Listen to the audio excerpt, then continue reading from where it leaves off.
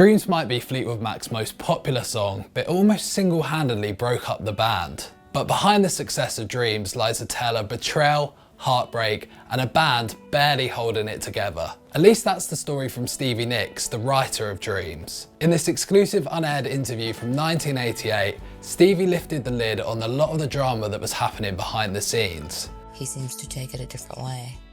Well, of course, we don't know what that way is, so we'll leave that out, but I can ask him. That's right.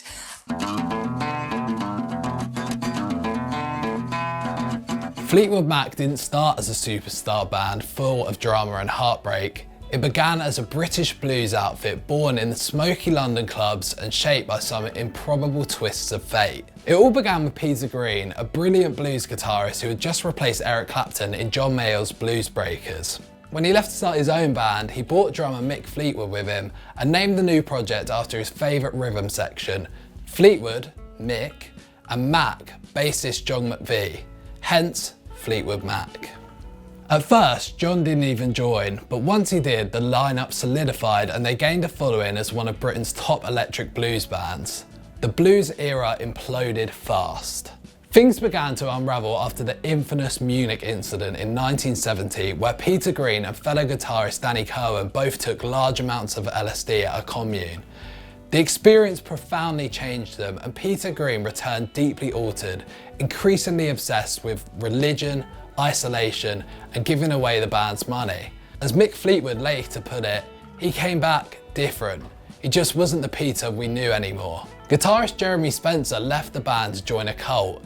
He literally vanished before a gig. Christine Perfect, a successful singer with the band Chicken Shack and wife of John McVie, began contributing keyboards and vocals, eventually joining full-time in 1970.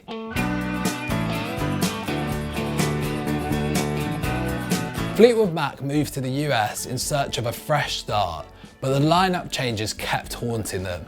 They were a band without a clear identity, bouncing from British blues to West Coast rock to Californian folk, and member to member. One of the most important figures during the era was Bob Welch, a smooth-voiced American guitarist who helped steer the band into more melodic, radio-friendly territory. While with the group, he wrote Sentimental Lady, which they recorded for the 1972 album Bare Trees. Years later, Welch re-recorded it as a solo artist, and it became a top 10 hit in the US. Fleetwood Mac was still searching for stability, but Bob Welch kept them afloat creatively during one of their most uncertain periods. By late 1974, Fleetwood Mac were at a crossroads. They no longer had a guitarist, no lead singer, and no real direction. Mick Fleetwood visited Sound City Studios in California, and while there, studio owner Keith Olsen played him a track to show off the room's sound. The song, Frozen Love, from an unknown duo called Buckingham Nicks. It was the final track on their 1973 debut album, an overlooked gem that would quietly change the course of rock history. Mick Fleetwood heard it during a studio visit and was instantly drawn to Lindsey Buckingham's guitar work. What's wild is that this lost album, long unavailable to buy or stream, is finally back. After decades in limbo, Buckingham and Nicks surprised fans with a reissue, which has re-entered the Billboard charts. Frozen Love was re-released as a single alongside the album, so the very track that brought them into Fleetwood Mac has resurfaced 50 years after it was first ignored. Mick loved the guitarist style and asked about hiring him. The guitarist?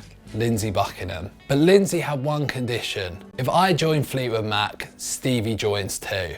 That was Stevie Nicks, his musical partner and girlfriend, a waitress by day and a songwriter by night. Mick said yes, and with that, the classic 5-member Fleetwood Mac lineup was formed.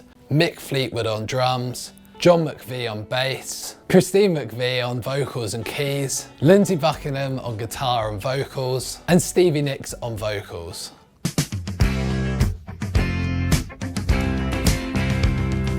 Before Rumours turned them into legends, Fleetwood Mac had already done the impossible. They reinvented themselves from a forgotten British blues band into a massive commercial success. The first test came from their self-titled album, the 10th album under the band's name, but a total reboot in sound. And the results? Massive. It reached #1 on the Billboard 200, their first ever US #1 album. It spent over a year on the charts, slowly climbing by word of mouth and radio play. It sold over 5 million copies in the US alone. Fleetwood Mac went from cult curiosity to mainstream superstars almost overnight, and they did it without a gimmick, just world-class songs and chemistry. By 1976, the band were household names, on magazine covers, on the radio 24/7, selling out arenas. They were living the dream. But behind the scenes, that dream was starting to crack. Christine and John McVie's marriage was ending. Stevie and Lindsey were constantly fighting. The drugs and the fame were starting to take their toll. The band were now massively successful, but barely holding it together. And out of that chaos, they would create the most legendary album of their careers, Rumours.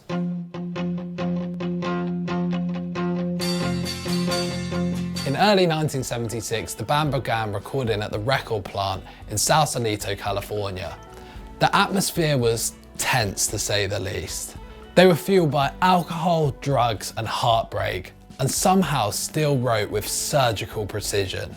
Lindsey was pouring his heartbreak into every take. One afternoon, Stevie Nicks found an empty studio upstairs, psychedelic soul and funk musician Sly Stone's old room.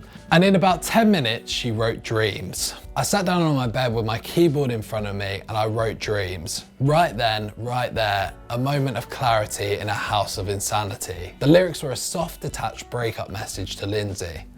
Well, Dreams was written in the midst of Lindsey's and my breakup.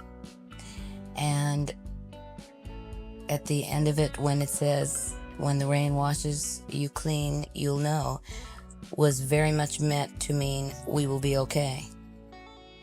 We'll get through this. We are breaking up. I understand he doesn't feel the same way about the way I feel about it, but that is what, in truth, it was written about, was that no matter what happens to Lindsey and I as a couple, this band will go on. And we'll see it through, and we'll be all right. He seems to take it a different way. Well, of course, we don't know what that way is, so we'll leave that out. But I can ask him. That's right. What about Mick is great. Does anybody want to talk about Big Love, or is that like all right? Right? These guys are like, nah. She played the demo for the band. Lindsey wasn't thrilled. Christine thought it was too simple, but Mick, he heard something special. It had a great feel. It was a strange song, but I knew it was strong. Meanwhile, Lindsey was working on his own answer, Go Your Own Way.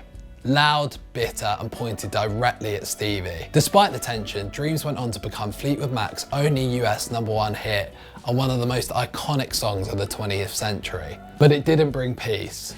Christine McVie said, "The music was the only thing that held us together. Without it, we'd have killed each other." The album was released in 1977, and somehow out of personal collapse came pure musical gold. Over 40 million copies sold, 1978 Grammy for the Album of the Year, and songs that have lasted generations. As Lindsey later said, "We made a great album, but we paid the price." Dream sounds like a soft lullaby, but in the studio, it was a ticking time bomb. It captured the exact moment a relationship ends, written and performed by the people living it, and forced to relive it night after night on stage.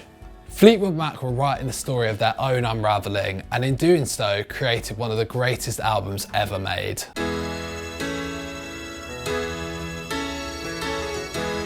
In October 2020, more than 4 decades after it topped the charts, Dreams exploded back into the spotlight, not because of a remix, not because of a movie, but because of a guy on a skateboard. Nathan Apodaca, aka 420 Dogface 208, on TikTok posted a simple video. He's cruising down the highway and lip-syncing Dreams. The internet went wild. It was the right song at the right time. The world was falling apart, but that moment felt peaceful. The video racked up millions of views in hours. Within days, Dreams re-entered the Billboard Top 100. Streams skyrocketed by 374%. It hit #1 on iTunes. Fleetwood Mac had their biggest streaming week ever. Instead of rolling their eyes, the band embraced it. Mick Fleetwood recreated the video himself, cranberry juice and all, and even FaceTimed Apodaca afterwards. It was spontaneous, heartfelt, and that's what Rumours was all about. Stevie Nicks called it a gift and even joined TikTok for the first time, lacing up her roller skates while humming a song that changed her life. Looking back, Dreams is more than just Fleetwood Mac's biggest hit. It's a song born out of real heartbreak, crafted in a moment of absolute emotional collapse. And yet, decades later, it became a symbol of calm, nostalgia, and resilience. It's proof that music made from truth survives. In the years since the resurgence, things have changed. Christine McVie passed away in 2022. The band is all but retired. The relationship's never fully healed. The band did reunite for a world tour in 2017 and 18 with the full Buckingham Nicks era lineup, but the peace didn't last. Not long after, Lindsey Buckingham was dismissed from the group following a disagreement with Stevie Nicks, and the old wounds reopened once again. But the music, it still connects strangers across generations, on longboards, in bedrooms, on playlists shared between parents and kids. With the re-release of Buckingham Nicks, there's hope that bygones are bygones. Fleetwood Mac may have fallen apart because of Dreams, but that same song held them together in the ears of the world long after the drama faded. Thunder only happens when it's raining, and some songs only hit hardest when enough time has passed to hear them clearly.